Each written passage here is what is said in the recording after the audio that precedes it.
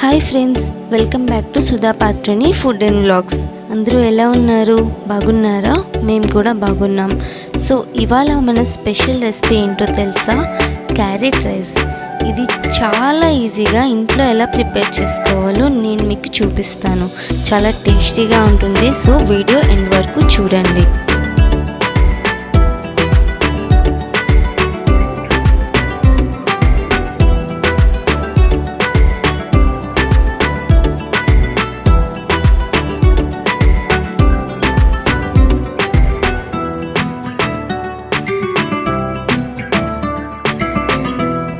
ఇప్పుడు నేను ఒక ప్యాన్ పెట్టుకొని దానిలో 3 టేబుల్ స్పూన్ వరకు ఆయిల్ని వేసుకున్నాను.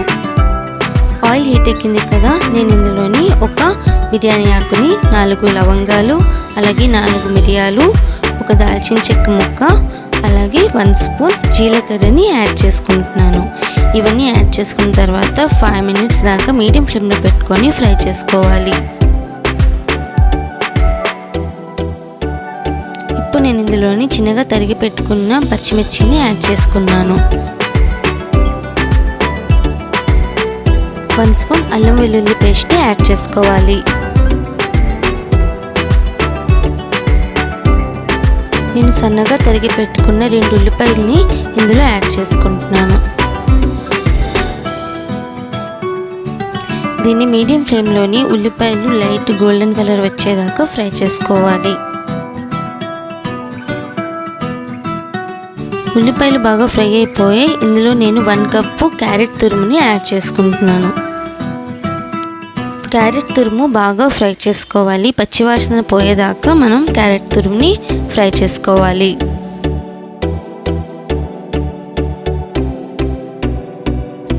నేను ఇప్పుడు ఇందులో సాల్ట్ని యాడ్ చేసుకుంటున్నాను. మీకు మీ టేస్ట్ని బట్టి మీరు సాల్ట్ని యాడ్ చేసుకోవచ్చు.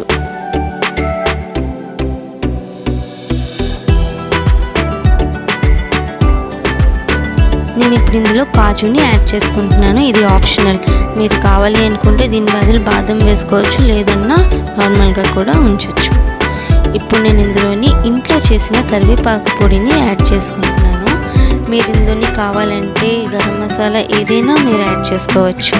సో నేను ఇప్పుడు ముందుగానే వండుకొని పెట్టుకున్న రైస్ని ఇందులో వేసుకుంటున్నాను.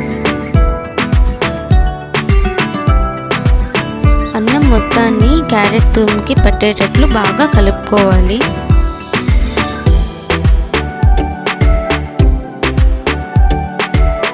అన్నం అంతా బాగా కలుపుకున్నాక నేను ఇందులోని 1/2 స్పూన్ లెమన్ జ్యూస్ని యాడ్ చేసుకుంటున్నాను.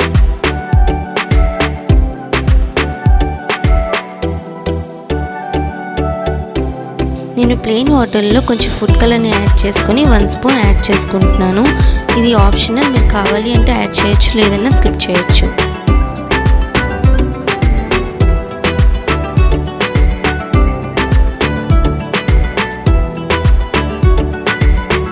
మన క్యారెట్ రైస్ అయితే రెడీ అయిపోయింది. ఇప్పుడు దీన్ని సర్వ్ చేసుకుందాం.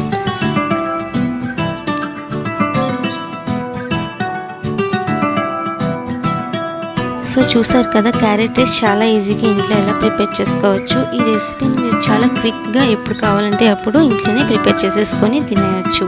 సో ఈ రెసిపీ కనుక మీకు నచ్చినట్టయితే లైక్ చేయండి, షేర్ చేయండి, సబ్స్క్రైబ్ చేసుకోవడం అస్సలు మర్చిపోవద్దు. పక్కనే ఉన్న బెల్ ఐకాన్ కూడా క్లిక్ చేయండి. సో ఇలాంటి మరిన్ని రెసిపీతో మీ ముందుకి మళ్ళీ వచ్చేస్తాను ఫ్రెండ్స్. Bye, take care.